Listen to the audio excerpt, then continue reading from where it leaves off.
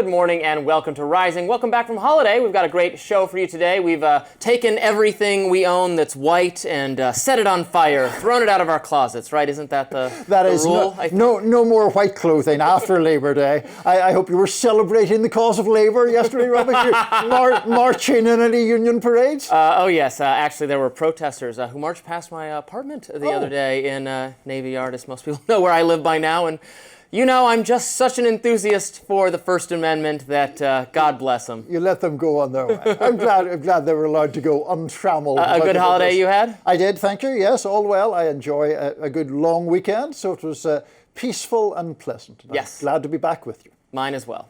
Coming up on Rising, 9 former CDC directors are bashing HHS Secretary Robert F. Kennedy Jr., saying he is endangering Americans' health. Plus, President Trump says he'll be awarding former New York City Mayor Rudy Giuliani, who was injured over the weekend, with the Presidential Medal of Freedom. And a federal judge blocked a Trump administration move to deport minors back to Guatemala. But first, Robby, let's get to it. What is on your radar? President Donald Trump is attempting to fire Lisa Cook, one of the board members of the Federal Reserve, and there are some reasons for him to do so that you may not have heard about yet. Now, mainstream commentators have described Trump's actions as an unprecedented attack on the Fed's autonomy because no president has ever dismissed a member of the board, which is supposed to operate independent of political pressure. Conservatives, on the other hand, say the allegations against Cook make her a special case. Libertarians like myself care less about tinkering with the Fed's composition, and instead we just want to abolish it outright, to be honest. Regardless, however, the Trump administration has accused Cook of committing mortgage fraud. William Pulte, director of the Federal Housing Finance Agency, penned a criminal referral alleging that she made false statements about her principal residence in order to obtain more favorable mortgage terms. She, of course, has yet to be charged and deserves the presumption of innocence just like anyone else. Whether this justification is sufficient for the president to remove Cook for cause, that's a matter for debate, as the constitutional issues are not fully settled. Trump is in a long-running dispute with Federal Reserve Chair Jerome Powell and wants to bend the Fed to his will in order to get monetary policies that would benefit the administration in the short term. Firing Cook is clearly political in that sense, but on the other hand, it's reasonable to expect Federal Reserve Board members to have their own finances in relatively perfect order, I would think. But what has interested me most about Lisa Cook is actually a totally separate controversy from 5 years ago. I'd completely forgotten about it, but the kerfuffle is worth revisiting in light of recent developments. So when Cook was first nominated to the Fed a few years back, there was some scrutiny of a paper she had written about the impacts of racism on black entrepreneurs between the years 1870 and 1940. According to the abstract, Cook found that political violence against black Americans during that time period caused them to receive 1,100 fewer patents. Now, that conclusion seems straightforward enough, reasonable to assume that the rise of segregation was a serious impediment to black achievement. But a subsequent study suggested Cook actually got her figures wrong. She relied on a statistic that was not relevant, and it prompted the conservative activist Christopher Rufo, who many of you know, to audit her writings and conclude that, as with former Harvard University President Claudine Gay, Cook was somewhat incautious when it came to quoting, paraphrasing, and copying other scholars' work. Cook taught at both Harvard and Michigan State University. Now, in other words, there may be a pattern of carelessness here, in my opinion. But in researching the academic misconduct scrutiny, I came across something else. Cook was also involved in the effort to oust Harold Uhlig, then editor of the Journal of Political Economy, for crimes against wokeness. The Uhlig affair was a classic example of cancel culture run amok. The summer of 2020, Uhlig wrote a few tweets in which he politely but firmly criticized the Black Lives Matter movement for embracing the slogan, defund the police. His most provocative sentence was, George Floyd and his family really didn't deserve to be taken advantage of by flat earthers and creationists, with reference to supporters of defunding the police. Now, I think that barely qualifies as a spicy statement. It's not exactly white supremacy advocacy. Nevertheless, in response to those tweets, as well as unproven and frankly ridiculous accusations that he had said something negative about Martin Luther King Jr. while teaching a class at the University of Chicago in 2014, a progressive mob called for Uhlig, this professor, to lose his job. Among the economists demanding Uhlig's head were Paul Krugman, Justin Wolfers, Janet Yellen, and Lisa Cook. Wolfers was particularly emphatic. He wrote on Twitter, now X, that by continuing to employ Ulig, the University of Chicago was effectively telling minority scholars that the quality of their work would be judged by someone who consistently tried to minimize the legitimacy of Black Lives Matter in favor of racists. Cook also penned a thread on Twitter in which she called for the prompt removal of Ulig. I found these tweets again. They're incredible. The thread really is something. It betrays her commitment to basically every speech-related woke shibboleth. Cook writes that free speech has its limits and should not be used to spread hatred and violate the dignity of other people. She suggests that any and all criticism of MLK Jr. causes psychic harm to marginalized communities. This is real pain you are inflicting. That's her quote. Likened it to actual racist violence against civil rights protesters in the 1950s and 60s. Again, we're talking about a series of tweets in which this man, Ulig, said defending the police was a bad idea, as well as an insinuation that he once said something mildly critical about MLK Jr., perhaps in jest or perhaps not at all. The cancel culture campaign was successful, albeit temporarily. Ulig was placed on leave pending an investigation. Eventually, he was reinstated after cooler heads prevailed. I guess that having a sane view on these kinds of things is not a prerequisite for working at the Fed, but I don't think it speaks well of Cook that she took the view that Ulig should lose his job over this. Ulig, by the way, got her back in 2022 when President Joe Biden nominated Cook to the Fed board. Ulig wrote an opinion piece for the Wall Street Journal that was titled, "The Fed Doesn't Need a Censor." Nevertheless, the Democratic-controlled Senate confirmed her nomination, with Kamala Harris casting the tie-breaking vote. She's currently suing Trump to keep her job, and we will see if she prevails. I started researching this just to remember what a different time 2020 was, because I truly don't believe today anyone would have batted an eyelash at those tweets that had Paul Krugman and Janet Yellen and everyone else and Lisa Cook calling for him to lose his job. It's now like just accepted with, Zohran Mamdani is running away from the defund the police scandal. Now, she was confirmed, I get it. So, Republicans had their chance to tank her nomination. I don't think she should be taken out of this position in a way that violates the law, whether the allegation of the mortgage issue is enough to qualify as firing for cause is, as far as I can tell, an undecided constitutional issue, so we'll see. But I think it speaks to her judgment a little bit that she was involved in this matter. So, a couple of things. One is in relation to her firing or attempted firing. That, to me, obviously has to be put in the context of President Trump's attempt to bring the Fed more firmly under his control. It comes against the backdrop of him continually attacking Jerome Powell for not cutting interest rates as fast as he would like. I would not defend Cook if it is proven that she did the mortgage-related stuff. I am less alarmed than you are about the subject of your radar. Briefly, Mr. Ulig had two jobs, of course. One was as a professor. The other one was as this editor of the Journal of Political Economy, which you mentioned, which was purportedly prestigious. The petition against him was aimed at the second of those jobs, arguing that if he were biased against black people, that would not be obviously an appropriate attitude for someone who's the editor of such a job to have. In relation to the George Floyd thing, you read the point which I found rather patronizing on his part, the suggestion that people who support defund the police are equivalent to flat earthers. The thing about Martin Luther King was the suggestion, which someone else did corroborate, that in an MLK lecture on MLK Day, he said, "I don't know why it's a holiday. They always complain about something. I probably offended some of them," and then turned to a black student and said, "Like you." The black student being a man called Bokhar Ba, who's now assistant professor at Duke University. Those comments to me do call into question whether that is someone you want editing a prestigious journal, inclusion or exclusion of which affects people's career. Of course, as a presumably tenured professor, he has a lot of free speech rights there that shouldn't be encumbered by that.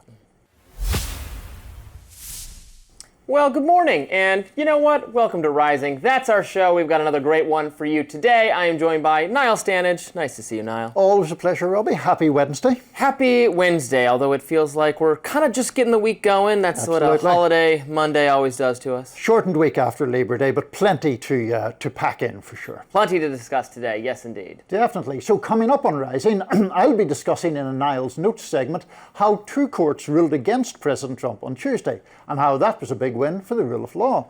Plus, Trump says that the U.S. drone striked a boat allegedly carrying drugs and controlled by a Venezuelan cartel. And the House Oversight Committee released over 33,000 pages of Epstein documents. But is there anything new in them? Lot to discuss there, but first, Robby, what is on your radar today? Well, here's some not-so-breaking news. President Trump is perfectly fine, quite alive, and very much not dead.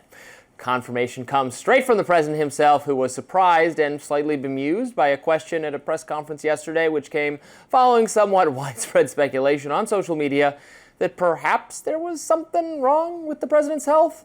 Now, bored, gossip-minded social media sleuths often scrutinize pictures and videos of famous people, or the lack thereof, for evidence that the celebrity in question is unwell or possibly already dead and replaced, like Paul McCartney or Avril Lavigne, according to false internet rumors. Maybe false internet rumors, who knows? Recently, Trump has been the object of some of this speculation to the extent that the hashtag #TrumpDead was trending on social media. Now, obviously, no serious person really thought Trump was dead, though his appearance, his cadence, and vigor has all been scrutinized lately. Look, he is, after all, there's no way around it, the oldest person to ever assume the presidency. Trump's hand, in particular, has been of interest not just to random social media people, but also mainstream and progressive media outlets like the Daily Beast and New York Magazine. His hand, to be fair, has appeared bruised in a manner that suggests to me IV treatments, but before any media folks start worrying about Trump too much, we know they are worried because, oh, they love him so. Let's consider this reality check. Straight from the horse's mouth, Donald Trump himself, who was asked whether he was dead by Fox News' Peter Doocy.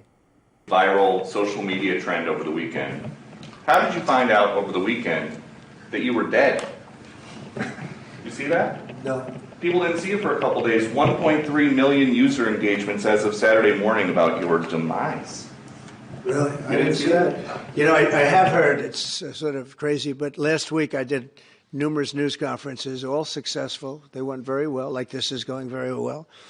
And then I didn't do any for 2 days, and they said there must be something wrong with him. Trump then got to the heart of the matter, the real double standard at play, and you probably see it coming. Biden wouldn't do him for months. You wouldn't see him.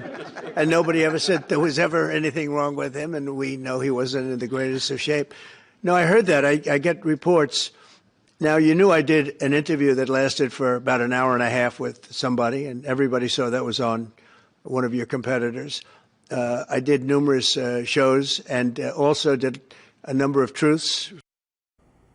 Ah, yes, the poignant truths is what he said after that. So poignant, so truthful. Now, while I may not agree with everything President Trump wrote on Truth Social over the weekend, I do agree with his overall point. The mainstream media's interest in Trump's health seems more than a little disingenuous when it's coming from people who failed to properly vet former President Biden's health.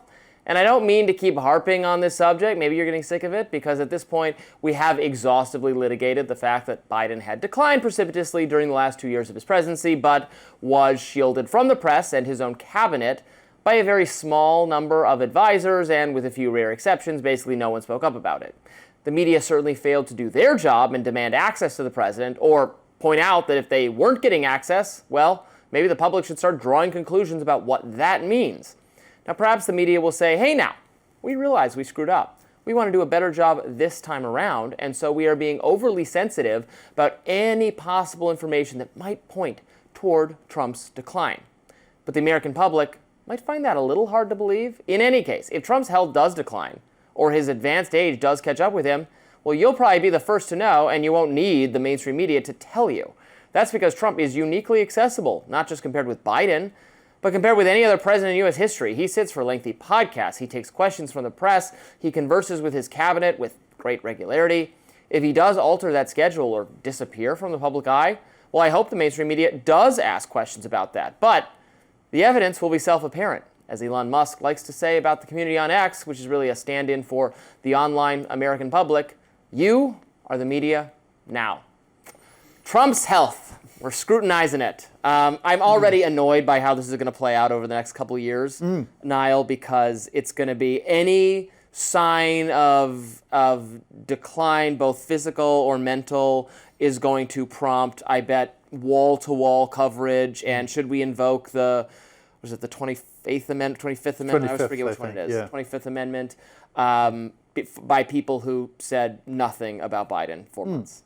So here is where I think I differ a bit from the analysis you just gave. The speculation about Trump's health. The hilarious analysis. Hilarious and witty and erudite analysis that you gave. Thank you. Now you may proceed. Is that it was not the mainstream media that was driving that speculation at all. In fact, the mainstream media only really were, in a sense, granted permission to pick it up when Ducey asked that question or when Trump appeared. The speculation that, Trump is dead or he's had a stroke or there's something catastrophic wrong with him was driven almost exclusively on social media and to some extent on sort of very left-wing independent media, but primarily social media. So to me, it doesn't point to the failings of mainstream media. It actually points to the way the old function of traditional media as gatekeepers has disappeared pretty much, has been vaporized. And that, in fact, has at times left those gates open for this kind of speculation that is just as kind of absurd in Trump's case as it is in Paul McCartney's or Avril Lavigne's or whoever. That's an interesting point. I guess some of this social media commentary I saw was from, but it was not in a traditional media format. It was from who I would classify as mainstream media people, or even people who are writers or commentators for places like the Daily Beast or wherever, not to specifically call them out. And maybe and then the coverage I was pointing to, which is legitimate to some degree. I'm not saying please don't cover Trump's health or don't, call attention if he appears to have bruises. That's totally legitimate to write about or even to ask him about at a press conference. And you're right that the media's ability to just ignore those kinds of questions is over forever, which was really the point I was getting at, is that because Trump is so accessible, it'll be pretty obvious when something goes awry with him, because he is, known for doing these fairly energetic hour-long conversations and interviews and press conferences. I hear he doesn't sleep well. Have you heard that said of him? I have heard that, but I do remember that doctor during his first term, or his first campaign, who said he was the fittest president who's ever lived in the history of the Republic. So look, he is an old man. He looks a little bit old. He does look a little bit older to me now than he did during the first term. Well, and sorry to cut across you, but I mean, it has been acknowledged that he does suffer from, I believe the correct term is chronic venous insufficiency. It's when the veins in your legs cease to work as well as they once did, and that's what's leading to swelling around the ankles. It's sort of related to, but slightly different to, varicose veins. Whatever the bruising is on his hand that he sometimes tends to try to cover up, that's a little more mysterious. I think they're giving him some kind of injection. I assume so. Yeah, well, I think it is. So, look, we should keep talking about it. Shouldn't be ignored. I just, I think I can predict an overcorrection that is going to occur for how much his health and fitness is discussed in the next couple of years. Although really there were conversations about that even the first time around, that his zaniness was kind of used as a stand-in for his general cognitive health. Which right. Well, really if you don't like it in the first place, that's fine, but it hasn't really changed. Yeah. Well, also whether his sort of lack of linear speaking has become less linear over time. Has the weave become more weavy? I think that's a valid question for sure. The speculation about what many people saying this and that, right. Saying it was a very good press conference, that kind of thing. Good morning and welcome to Rising. We've got another great show for you today. At long last, Lindsay Granger has returned. I am a DC native. Thank you guys for bearing with me. I had to move here. You guys know I lived in Denver, Colorado, and so now I'm officially living in DC, trying to figure out which parts of town I like best, working with my realtor, and we're going to figure it out, but I'm here full time. Just in time to benefit from the fruits of labor of the Trump administration working so hard to fix the crime problem. Because crime is for so you. down, right? So I love seeing federal agents all over the street. It's going to be brilliant for me. I'm going to feel so protected by this martial law situation. Well, let's get right to it. What are we talking about Okay, today? coming up on Rising, victims of Jeffrey Epstein are banding together and have vowed to compile their own so-called client list. Plus, President Trump is accusing Xi Jinping, Vladimir Putin, and Kim Jong-un of conspiring against him. And I'll be discussing how Elon Musk seems to be making Grok more ideologically aligned with his own personal views. Graham, so let's first all start with Robby. What's on your radar? You were giving away the game. I know, I was trying to tell everybody. All right, Graham Linehan is an Irish comedian and former television writer, as well as a commentator who's particularly active on transgender issues. Specifically, he opposes the transgender movement and thinks only people who are biologically born as women are in fact women. It's a popular view. He is well known for co-creating the sitcoms Father Ted and the IT Crowd, which are popular and funny. He's a funny man, a comedian, if I haven't made that clear. What's not so funny is that the authorities in Britain arrested and detained him. Why? Because of statements he made on X. Seriously.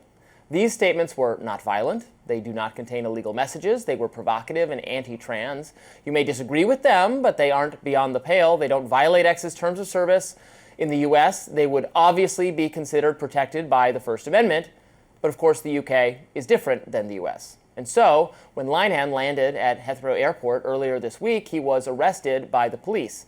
He was interrogated and finally let go, although the condition of his release was that he lost access to his X account. Well, so much for free speech in Britain. The X post that got Graham Linehan in trouble was this one. He wrote, "If a trans-identified male is in a female-only space, he is committing a violent, abusive act. Make a scene, call the cops, and if all else fails, punch him in the bleep," referring to anatomy. Now, genuine threats of violence are not protected speech if they're directed at a specific person and convey a sense of immediacy or of imminent harm. But that's not what this tweet accomplishes. It's a crude joke playing off the fact that Linehan believes if you have the relevant anatomy, you are not a man. You are a man rather than a woman. He's not actually threatening violence against a specific person.